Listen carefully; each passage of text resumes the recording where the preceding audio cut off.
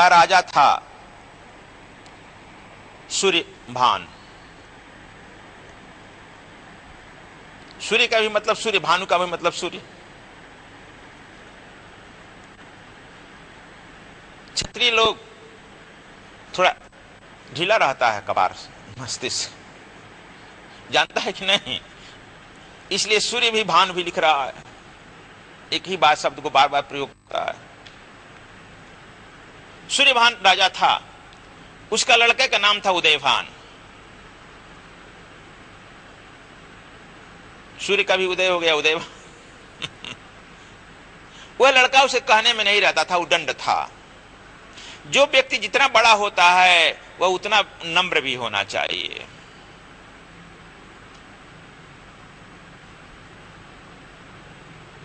यदि तुम बड़प्पन तब है, तुम्हें नम्रता जब गायब हो जाएगी तुम उच्छृंखल हो जाएगा।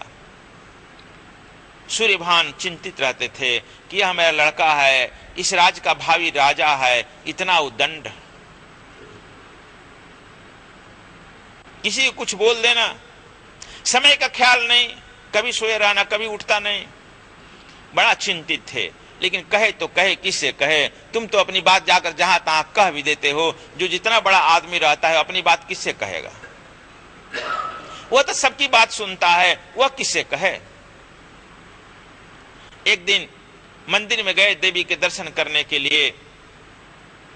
उनके राजपुरोहित जो थे रुद्र प्रताप, नाम भी बता रहे, इतिहास की बात मैं बता रहा हूं, कांगड़ा के राजा रुद्र प्रताप से कहे कि महाराज आप चिंतित क्यों हैं? कहा कि मैं चिंता अपना किससे कहूं पंडित जी, किससे कहूं गुरुवर, हमारी चिंता तो कोई सुनने वाला नहीं है। मैं राज्य का चिंता निवारण कर सकता हूं, हमारा चिंता कोई करेगा? कहा कहिए तो मैं कुछ करूं। कहा कि यह बात है कि मेरा पुत्र जो है उदयभान बड़ा उदंड है, उसका कोई समय का ख्याल नहीं है, किसी से बोलने का ख्याल नहीं है। यदि इस तरह से रहेगा तो राज्य का उत्तराधिकारी होगा। कहा कि राजन हम आपकी सेवा करने की चेष्टा करेंगे, कल उसे मंदिर में भेज दिए देवी दर्शन के लिए। देवी के मंदिर है कांगड़ा में, है ना, उसके पुजारी भी थे, मंदिर किसी बहाने से भेज दीजिए। कहा चलो मैं करता देखता हूं, मेरे कहने से आता भी है कि नहीं मैं देखता हूं, लेकिन कम से कम पिता और राजा का सम्मान करके तो आ ही जाएगा। एक दिन बैठे थे अपने, राजा लोग अपने पुत्रों से कम मिलते हैं, अपने मंत्री से कह दिया कि जाकर कह दो चंद्र उदयभान से कि कल प्रातः मंदिर में जाकर देवी का दर्शन करेगा। नवरात्र चल रहा है ना, नवरात्र करेगा, पंडित जी से आशीर्वाद ले लेगा। जाकर मंत्री जी पिता का संदेश,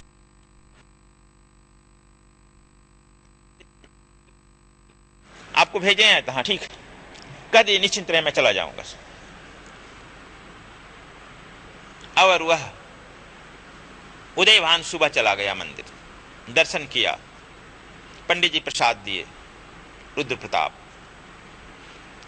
जब प्रसाद दिए तो कहे कि राजकुमार क्या अच्छा होता कि आज मेरे घर पर ही प्रसाद पाकर चले जाते, आपके लिए भोजन मैं बनवा रहा हूं। कहा अच्छा चलिए, अपने बैठक में ले गए, अपने घर में ले गए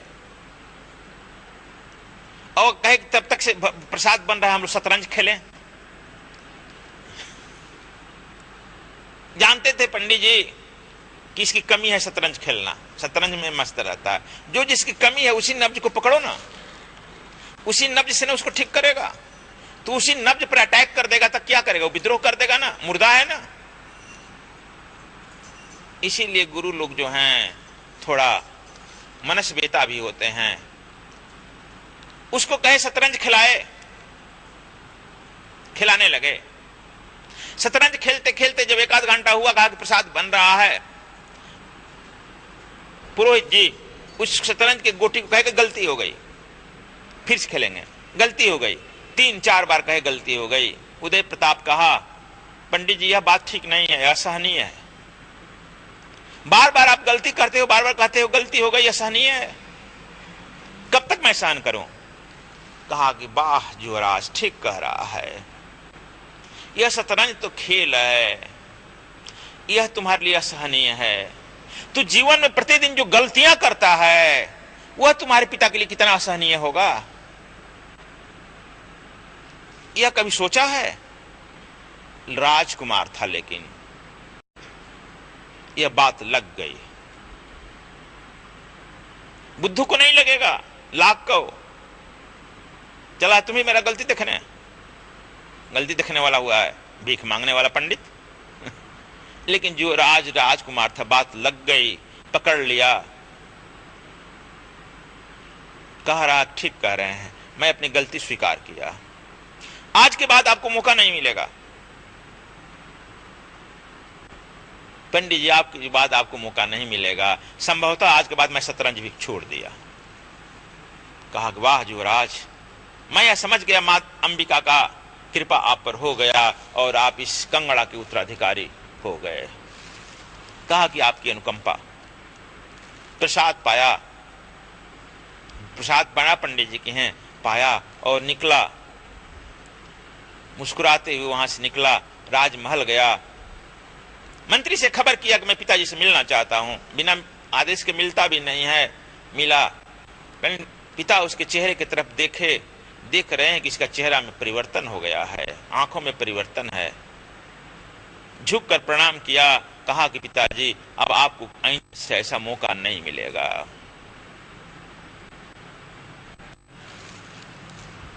श्रीभान ने कहा तथास्तु, उत्तम होती है, कहा तथास्तु।